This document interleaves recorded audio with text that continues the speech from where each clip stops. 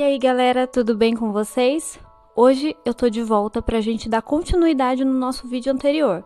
Pra quem acompanhou, a gente falou um pouquinho sobre mangá, sobre manhwa e agora a gente vai falar um pouquinho sobre animes. Pra quem não acompanhou, no vídeo anterior a gente falou um pouquinho sobre mangá. A gente explicou as origens, a gente falou um pouquinho sobre como o mangá começou a ser produzido e falamos um pouquinho também sobre as diferenças entre mangá e manhwa. Hoje a gente vai falar um pouquinho sobre a história dos animes e vamos falar também um pouquinho sobre os tipos de animes. Você sabia que existem tipos diferentes de animes e tem para todos os gostos? Mas primeiro, não se esqueça de curtir, compartilhar, se inscrever e clicar no sininho para não perder nossos conteúdos. Se você, assim como eu, for um fã de anime e apaixonado pela história e curiosidades da antiguidade, talvez já tenha parado e se perguntado, de onde afinal surgiram os animes? Qual teria sido o primeiro anime propriamente dito da história? A palavra anime, ela deriva da palavra inglesa animation. Em japonês, ela se diz animation. Como a pronúncia é basicamente a mesma, eles acabaram encurtando a palavra e acabou se tornando anime. Bom, o primeiro filme de animação produzido no Japão atualmente data da era Meiji, e algumas evidências sugerem que essa animação tenha sido produzida entre os anos de 1907 e 1912. Katsudo Shashin é uma tira de apenas 3 segundos e retrata um menino escrevendo exatamente esta palavra, que significa imagens em movimento. Logo em seguida, o menino tira o chapéu e faz uma reverência.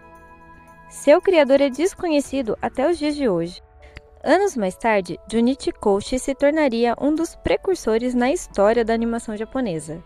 No ano de 1917, Junichi produziu aquele que seria considerado a primeira animação feita para o cinema japonês, Hanawa Rekonai Meitu no Maki, uma animação de aproximadamente 4 minutos contando sobre a aventura de um samurai testando sua nova katana. Era uma história simples, porém para a época algo totalmente inovador. Oten Shimokawa e Seitaro Kitayama foram outros grandes animadores da mesma época, considerados junto a Junichi até hoje como os pais da animação japonesa.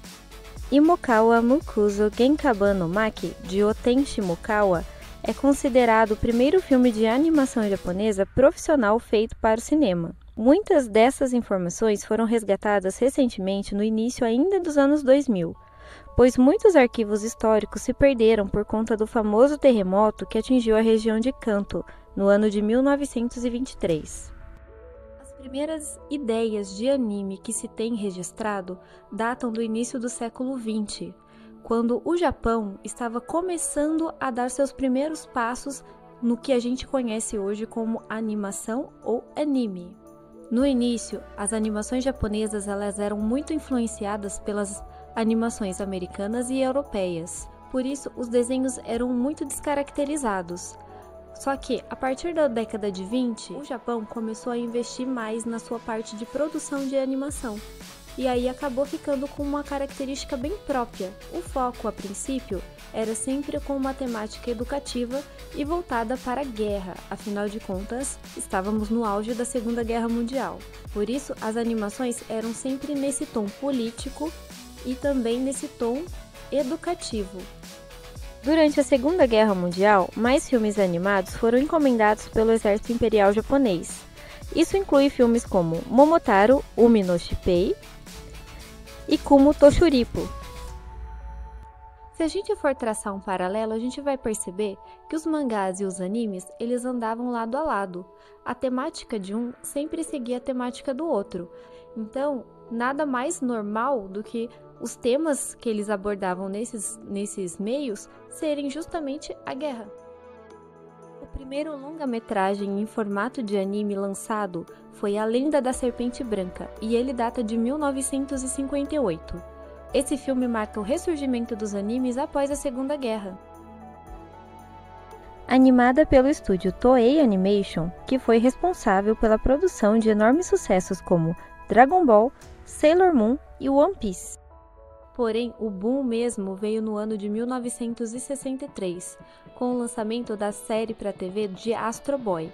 Para quem assistiu o vídeo anterior sabe muito bem que Astro Boy é uma obra de Osamu Tezuka, que é considerado o pai do mangá moderno. Vindo aqui para o Brasil, a gente percebe que o boom mesmo dos animes aconteceu entre as décadas de 80 e 90.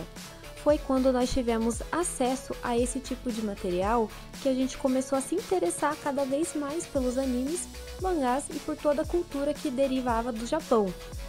Alguns dos animes que chegaram ao país nessa época são Cavaleiros do Zodíaco, Yu Yu Hakusho, Sailor Moon, e a gente sabe que muitos deles fazem tanto sucesso até hoje. Bom, gente, eu vou ficando por aqui. No próximo vídeo, a gente continua a conversar um pouco mais sobre os animes e sobre as categorias deles, ok? Te espero no próximo vídeo. Até!